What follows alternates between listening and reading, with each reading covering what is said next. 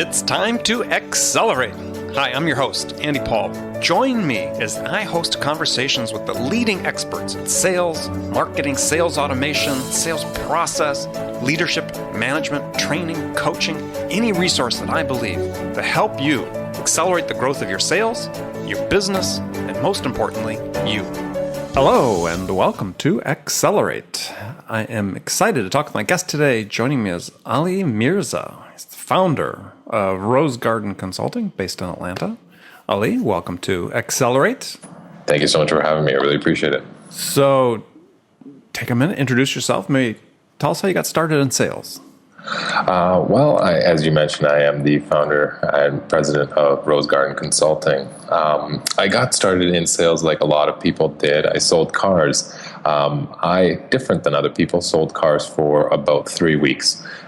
Did not do very well at it, and quickly took an exit out of sales. There wasn't a very long trial period. No, then that was it. No, I'm just kidding. It was actually not until the following year when I truly got my start in sales. And I was approached by a high school friend of mine who was selling insurance. And then he asked me to join the company where he was selling insurance. And that's really how I got my start in sales, because I was under the tutelage of a really good mentor and a really good sales manager who taught me quite a bit of what I know today and still use a lot of the same practices. So that's actually how I got started in sales. So what type of insurance?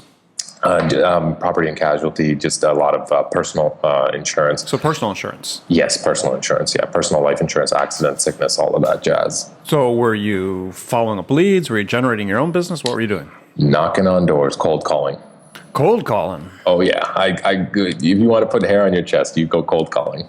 No, I've done much of it in my time. So give us an example of what you did. I mean, who are you calling on? How'd you get your list of names to call? Or are you just canvassing a neighborhood?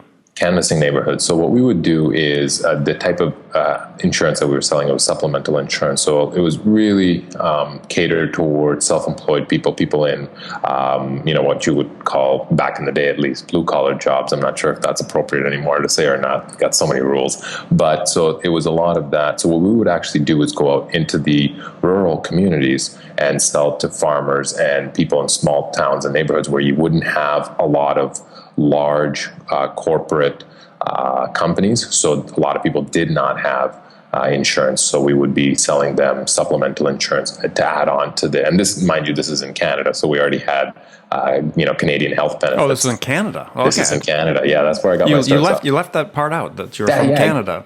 I am. Some people may pick it up in my accent. Apparently I have an accent. I don't know. Say the word about. About. No, you'd pass the test, huh?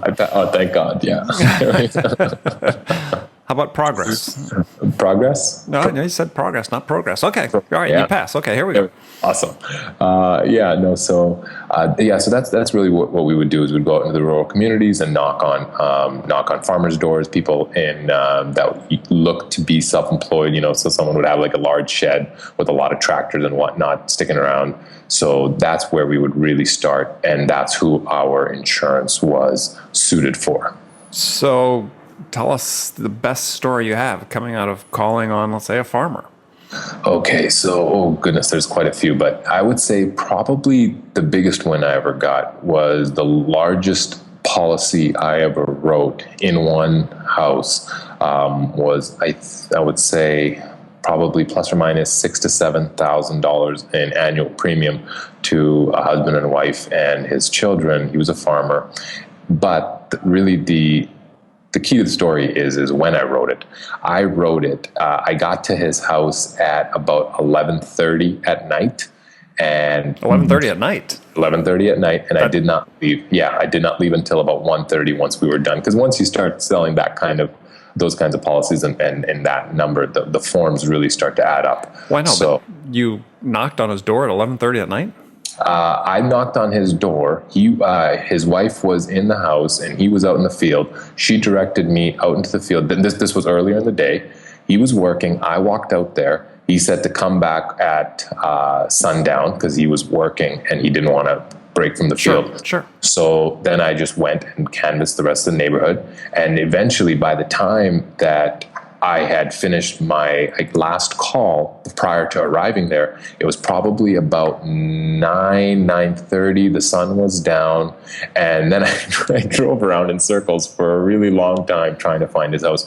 So maybe not 11:30, maybe 11 to 11:30 was eventually when I got to his yard, got to the farm.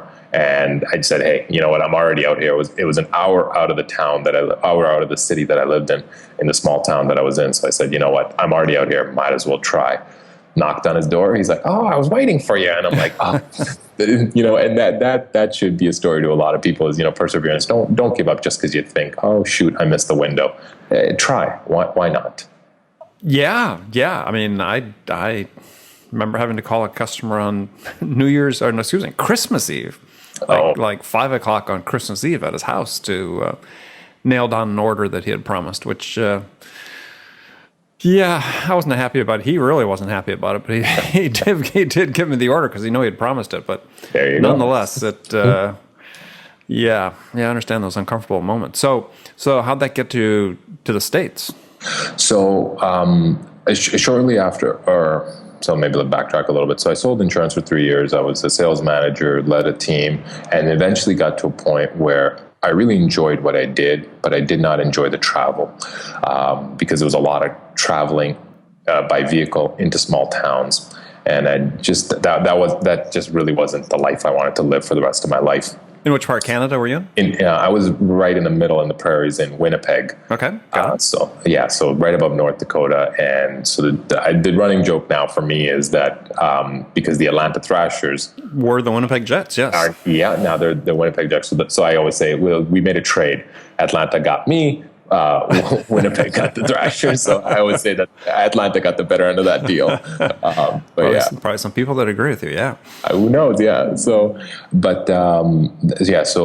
eventually I just said, you know what, enough is enough. I can't keep driving around and traveling so much. So I took a little bit of time off and tried to figure out what is it that I really enjoyed about my job and what is it that I can really do. And from there, I figured out that it was the training aspect, figuring out new and creative ways of selling the same old insurance product that people really don't want to talk about their death. People don't want to talk about getting sick, getting hospitalized, having an accident. So how do you pitch that in a manner where you're not coming off all doom and gloom, but you're also, giving them the straight goods. You're not trying to create and pretend like, oh, this is all this fantastic product. Because at the end of the day, they're only going to cash it in, if something bad was to happen. Well, I mean, a lot of salespeople listen to this show. So, put you on the spot a little bit. What was your cold open? So I'd knock on the door, and so you open the door, and I'd instantly stick out my hand and say, "Hi, my name is Ali, and you are." Now, if you shook my hand and said, "Oh, my name is Andy," and then I'd instantly know, okay, I've got an opening. Now, if you don't stick out your hand and shake my hand, which is, I've been told, and I don't know how true this is, but that's the international gesture of friendliness. Someone's not willing to shake your hand, more than likely it's quite the uphill battle. So right away, you can gauge it right away. So you shake my hand, and instantly I would say, "I'm just in the neighborhood right now. I'm just speaking to some of your neighbors. And would you agree with me that the Canadian government doesn't take care of Canadian families the way it once used to?" And if you said yes, then I would simply respond with well, my company's actually found a way to augment some of the costs that would be associated with, God forbid, if you were to become ill or sick or something to that effect. Then I would say, would I be able to come inside and show you? I would point to their kitchen table or whatever table, or basically inside. I'd look down and start to dust off my feet. You have no clue how many people would just get out of the way and let me into their homes right off of that. That's interesting. Yeah. So, cleaning your feet off on the welcome mat. Yeah. A way to get in the door. So draw an equivalent to that in business-to-business sales today. If you're out cold calling, you had a rep that was out cold calling, or you were out cold calling in an office park somewhere, and you're knocking on door trying to get past a gatekeeper to see somebody, what would be the equivalent? So today's offices are set up a little bit differently, but okay, so Okay, let's dial it back then. Okay, so we're putting you to the test. We're putting you on the spot. Put me on the test. Yeah. Okay. So a lot of times when I'm cold calling businesses, I'll usually start it off with either an email, LinkedIn, or a phone call. It is tough to just bulldoze your way right past the gatekeeper, whoever it may be, for a variety of reasons. That being said, if you come in and let's just say you're already there. Let's just say you had an appointment on the 13th floor, and there's somebody on the 7th floor. You're like, well, I'm already here. I might as well go there and just walk in and say, hey, my name's Ali. Is James in? And if you do it with confidence, the receptionist sitting at the desk, very well will just get, let me go quickly take a look, and bang. Do not introduce yourself. Do not say anything, because who introduces themselves? Salespeople. And who does not introduce themselves? People who have an appointment. And the person may then respond, oh, okay, who can I tell is here? It's Ali. Don't say the company. Don't say anything. Again, it's that whole George Costanza thing that, you're not really lying when you take that lie detector test. You're not really lying if you believe it to be true. So if you are trying to instantly justify your presence for being there, instantly this individual, this gatekeeper, is going to have their guard up. But if you come in with such confidence and say that, hey, I'm here to see Kevin, I'm here to see this particular individual, my name is Ali, more than likely that person's going to say, okay, just take a seat, let me go quickly talk to Kevin. You take a seat, and then they'll say, hey, Kevin, Ali's here. Kevin's going to look at his day planner, his schedule, and say, I don't have an Ali. What do you want? But right away, you're now having that engagement. Now, the gatekeeper's not going to go back and forth and this, that, and the other. That's kind of a worst case scenario. More than likely, that person will come out or say, send Ali in. But you're now engaged in that discussion. And that way, if Kevin's not available, you just say, okay, can you let him know Ali stopped by? What's the best number to get a hold of Kevin at? Now you more than likely will hopefully get either a direct line to Kevin, or the gatekeeper now knows you by name, by face, so that when you call and say, hey, is Kevin there? Oh yeah, this is Ali. Okay, yeah. Hang on, let me patch you through.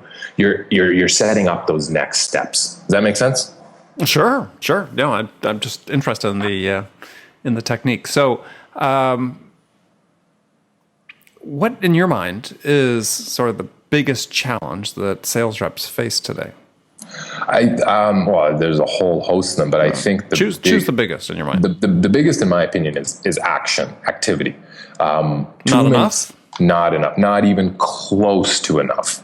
If you were to have, let's just say, 10 salespeople sitting in front of you, and you looked at their outbox of how many cold emails or actually revenue generating emails that they've pushed out, you would be shocked as to the amount of time they actually spend selling versus doing any number of other things, whether it be following up on orders. And I mean, when I say following up on orders, I mean closed deals, because people like to do what's comfortable.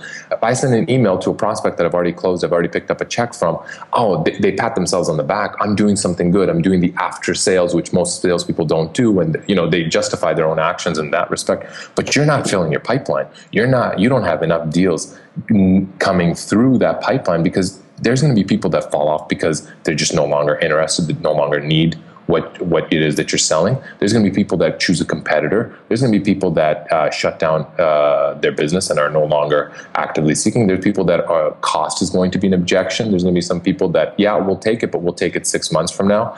You've got a whole host of reasons of why people are not going to buy, versus the very few limited ones of why people are going to buy. So you really need to fill your pipeline, because you need to understand, just because you made 5 cold outreaches, that's probably going to translate to $0. You need to make so many more. It's the Grant Cardone thing, 10x it. I mean, it sounds very simple and a little bit ludicrous based on how simple it is, but it's so true. Whatever it is that you want, multiply it by 10, because only then can you even hope to get to that, to your goal. So activity, I would have to say, for sure, activity. And you work primarily with your clients and customers you work with are primarily small businesses and entrepreneurs? I would say, yeah, small businesses, entrepreneurs, small to medium-sized businesses. And so do you find this, because there are certain segments of the industry and the economy, certainly the tech business, a lot of sales automation and tools being brought to bear to really understand the data of what's taking place with sales. So there's a lot of metrics and controls in place and so on. So I suspect you're not seeing that the same way with your client base. Well, so being here in Atlanta, and Atlanta's got quite the recent tech boom.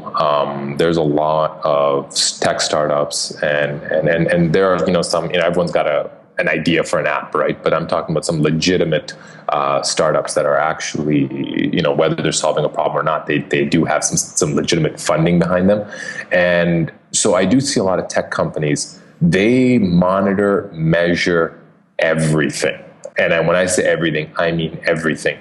And I'm not a fan of that. And the reason why I'm not a fan of that is very simple. You have all this information, too much information, that you're now trying to decipher through and decode and trying to figure out what it means. And you have absolutely no clue what it means. Because 9 times out of 10, you have people with some sort of an engineering or a technical background that really, truly don't understand what sales is and how to close a prospect, what that really looks like, what that full sales cycle should look like.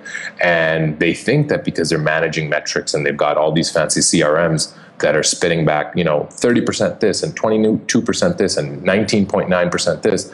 What does that mean? How does that translate truly to money? And that is that there is that bridge that they cannot, there's the gap that they cannot bridge. Okay, well, all right. Now, there's a lot of people obviously that would take an opposing point of view to that. To Absolutely. say that the data is the data. I mean, the data, if to your point, I mean, it has to be interpreted. I mean, but still, nonetheless, being able to operate with data in hand as well as having no data in hand certainly Correct. gives you more ammunition. So let me dive a little bit deeper in that. So having data in hand is not a bad thing, but when your entire job becomes, as whether it be a sales manager or a VP of sales, and your entire job becomes deciphering and decoding that data without actually coming out with true actionable coaching advice to your salespeople, that's where the problem comes in. Sure. So what ends up happening is you get this VP of sales or the sales manager. They sit down and they look at all this data. They've got 80 different segments where they've got all these metrics that are reporting back to them, and then they go and use that, and then they make many assumptions off of it.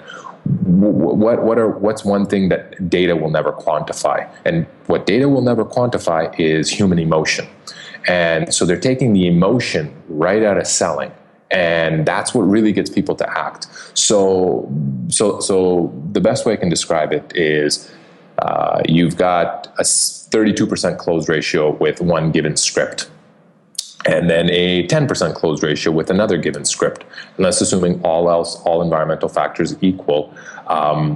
The VP of sales will say, oh, well, use the first script because we've got a much higher close percentage on that, assuming there was the same person delivering it. Mm-hmm. But what they're not looking at a lot of times is what market and what segment did we tailor this script to? What message did it actually communicate about our value that we provide?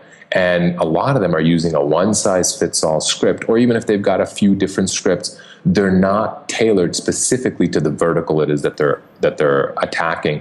And also within that vertical, how are you now addressing the individual behind it? Because even if it's a B2B sale, who's actually making who's actually pulling that trigger to make that final buying decision? It's still a person. So you still need to speak to that person and on an emotional level and connect with them and emotionally encourage them to make a decision and a positive decision, a positive one in your manner. So getting back to those metrics that I threw out there, the 30 and the 10, you might have just, and I don't want to use the word lucky, but you might have just had the right script for that right vertical, but that doesn't mean that that's the right script for another vertical that you're now going to go and attack. And so what I'm seeing in a lot of these SaaS models is they come up with these scripts. They've got the business development reps, and then they've got it's the whole predictable revenue. You break up the sales cycle, and which to a certain extent it works. But then there's a lot of things that they're taking for granted and making a lot of dangerous assumptions on a lot of things, where they're not really fully aware as to the actual reasoning behind it. And the way that they justify it is, well, the data shows it. Well, it's how you interpret that data. And obviously there's always observational bias. So where do you use data then? Where do you use data? So for me, where I would use the data is you have to break it down into the segments. So when I create a sales process, the first thing that I would do is, okay, look at the vertical that we're going to go after. Then in that vertical, try and determine what type of decision makers we're going to encounter. Because a one-size-fits-all sales script will never work. Or, sorry, I shouldn't say it will never work, but you're not as well off unless you have multiple different types of scripts that speak to different types of people. Mm-hmm. Now, at the end of the day, the value is the value that your solution provides. But at the end of the day, it still needs to be communicated appropriately to this person. And again, the best way I can put that is you're going to speak to your mother one way versus the way you speak to your friends versus the way you speak to your wife versus the way you speak to somebody else, right? So it's not about being phony or about being disingenuous or putting on a facade. It's really about, okay, am I speaking to my mother? Am I speaking to my wife? Am I speaking to my friend, a colleague? Who am I speaking to? How do I need to address this person in order to evoke some sort of emotion in them? And that's where the data will not tell them, because they're not looking for that. So getting back to my point, understand the vertical that you're targeting, create the personality profiles within that vertical. There's not just a user profile across the board as to what your solution is. See, as salespeople, we're or really as entrepreneurs, or really any person of a particular craft, we look at everything as far as our product, our solution, our service, who uses our stuff. Really, the way we should be looking at it is who is making the buying decision based on our sales pitch. And at the end of the day, and this is the best thing that I can put it in is very simple. If your solution saves someone on the shop floor, let's just say it saves them some time or some sort of headache or some sort of aggravation in doing their job, why does the CEO care, right? So you need to put it in terms of why the CEO would care. Of course, at the end of the day, you have to communicate your value, your solution, but in terms of what the CEO needs. And again, those are going to be two completely different messages when you're pitching it to the shop foreman versus when you're pitching it to the CEO. Does that make sense? Yeah, it does. I mean, I'm not sure I agree 100% with it, but I think that one of the challenges that small businesses have when it comes to sales is that, given the pace at which their buyers are evolving, yes, I understand and I agree 100% about emotions driving decisions. But when you look at how people gather information, buyers are more nimble these days than sellers are. And so some degree of automation, some degree of data has to creep into the sales process, even for small businesses. And I think the ones that I work with, that I talk to, oftentimes are pretty far behind the curve when it comes to implementing even some of the basics of the sales stack that could help them do a better job of being more responsive to their customers, being more able to, and being in a position to really provide the value to help them move through their buying process more quickly. So when you're working with clients, what do you recommend they take on as sort of the beginning of their sales stack? So I don't want this to sound like I'm against data. I'm absolutely for data. Having data does help us. No, I understand your point that people become too reliant on the data. Yes. But but by the same token, there's, in terms of segmenting messaging, I mean, there's a lot happening in terms of account-based selling and account-based marketing that really, and granted, those have been around in one form or another for quite some time, but a refocus on that in terms of having your messaging be by segment, by customer, even by customer, individual prospect. Right. So then you could do the A/B testing, and it could be pretty effective. But so when you're working with clients, as I said, sort of behind the curve, oftentimes in terms of implementing the sales technologies that can help them. What are your recommendations in terms of how, a small business, a solopreneur, even a mid-sized company, where do they start? I mean, we'll say CRM is sort of the ante. We can sort of skip that. But once you get past the table stakes, what do you recommend? So I think a lot of it, you have to look at who your previous buyers have been and why they've bought. So I think I think that in doing that, and you do have kind of the hindsight is 2020. So when you look back as to all the people that have bought in particular segments and particular verticals, and you can really drill down into what was it that motivated them to take action, and what was it that really was the true value that they received out of it, and then from there circle back into what type of individual was that in that particular vertical, because and so from there, that's how you can create your messaging. And the reason why that's so important is we all like to think that we're incredibly unique, but at the end of the day, we all fit into one form of category or another.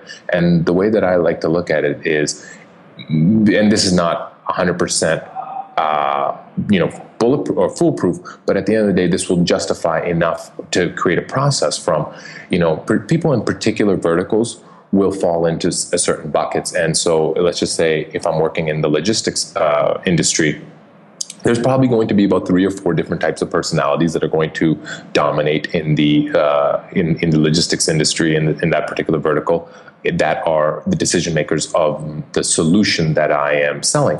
So derive it from there. That's the starting point. And then from there, you go into it. And then, yes, you do the A/B testing. And yes, you keep track of your metrics. I'm absolutely in favor of that. But letting your metrics drive 100% of your decisions is what I am seeing. And that's what I'm trying to get people out of, and trying to say that, hey, well, look, you may not have closed that sale, or you may have closed that sale, but you need to understand that was what, was an outlier and should not be considered because of X, Y, Z reason. And, that could be emotion. That could be, a perfect example, a client that I'm working with right now, they get a lot of their sales from the government, from the federal government, who at year end need to run out their budgets. Mm-hmm. So, if we were to take that into consideration, we would have such an absolute skewed, we would basically have skewed results, and it would, for us to base our model and our process off of that, it's ridiculous. And so that being said, now when I say something like that, people are like, well, yeah, of course, that's the government, and that, they're buying for that one particular reason. But you would be surprised how often, if we actually drill down into things, there are reasons that people bought not because of the value that it is that you provided. It was for some other reason. Once we remove that, that's how we're going to truly get to why did they buy, and how can I now multiply this particular situation and create a process from it. Okay, good. All right, good discussion. We're going to now go to the last segment of the show, where I have some standard questions I ask all my guests. First one is hypothetical scenario. You, Ali, have just been hired as a VP of sales at a company whose sales have sort of stalled out. They want to get unstuck. The CEO's anxious to get things going. Now, I know turnaround can't happen in a day or two, but your first week on the job, what 2 things could you do that could have the biggest impact? So the first two things I would do instantly would revolve around culture. The cultural shift is one of the biggest determinants as to what sort of results you're going to produce. So the first actionable item is, get everybody together and get a real understanding as to where the faults are and what is going wrong, and instantly plug that hole. And 9 times out of 10, if you hear it enough times, that probably is the right thing. And it's so often, it's such a small fix, where again, it's the owner or the CEO is just too close to the trees to see the forest. So quickly plug that hole. And then number 2, motivate people. How do we, and as salespeople, a lot of them at least they believe they're money driven, commission driven. And you can change a lot in the short term while you work on the long-term fixes. In the short term, you can fix a lot by getting people re-engaged and having them understand what their commission schedule is and how do they maximize this week's commissions, this month's commissions, this quarter, month, week's bonuses. And if you can get everybody full of piss and vinegar that first week that you're there, you're going to be able to buy yourself some time. So culture is definitely the biggest thing. So those would be the first 2 actionable items that I would take. Okay, great. So now some rapid fire questions. Give me one-word answers or elaborate if you wish. And the first one is, when you, Ali, are out selling your own services, what's your most powerful sales attribute? My most powerful sales attribute is, I love to say that everyone's heard the old saying, those who cannot do, teach. Well, I actually put my money where my mouth is. I do sell for my clients, the ones that don't need the ones that don't need a full stack team. I will come in and actually sell for them. So I do know how to close. Okay. So who's your sales role model? Sales role model, I would have to say it's Brian Tracy. That's really that's really the individual that I learned a lot from. He just has this dad way of explaining things to you. It just resonates with me. Okay. One book that every salesperson should read. How to Win Friends and Influence People by Dale Carnegie. It probably is not like a true sales book that's going to teach you how to close, but it's a people book. If you can learn how to speak to people and engage with people, that's really where the trick or the key to sales is. If you can talk to people, you're good to go. I agree. Great book. So last question, what music's on your playlist these days? Music on my play. I really like that new version of Sound of Silence by Disturbed. I'm not at all. that is very good, by the way. I am not at all a rock guy, but when I heard that, I was like, man, that is a good song. So I'm really enjoying that. Now, did you go back and listen to the original Simon Garfunkel version? I love that one. I always have that one playing. I've got a nice playlist of music that plays in the background all the time when I'm developing a process. That is on there. I'm actually a big hip hop. I really like Tupac, but you can't listen to that while you're building a process. So I've got a lot of soothing music, which is actually Simon Garfunkel, Sound of Silence. The original one is on there. Okay. Well, that's a contrast between Tupac and Simon Garfunkel. But I'm all over the place. Yeah, but that Disturbed version of Sound of Silence is quite good. All right. I enjoy it. Well, good. Ali, thanks for joining me. Tell people they can find out more about you. You can visit my website, rosegardenconsulting.com. Facebook is Rose Garden Consulting. Twitter handle is @RGC Sales. @RGC Sales. Okay, great. Well, again, thanks for joining me. And remember, friends, make it a part of your day every day to deliberately learn something new to help you accelerate your success. And an easy way to do that is to make this podcast Accelerate part of your daily routine. If you listen in your commute, in the gym, or make it part of your morning sales meeting, that way you won't miss any of my conversations with top business experts like my guest today, Ali Mirza, who shared his expertise about how to accelerate the growth of your sales. So thanks for joining me. Until next time, this is Andy Paul. Good selling, everyone. Thanks for listening to the show. If you like what you heard and want to make sure you don't miss any upcoming episodes, please subscribe to this podcast on iTunes or Stitcher.com. For more information about today's guest, visit my website at andypaul.com.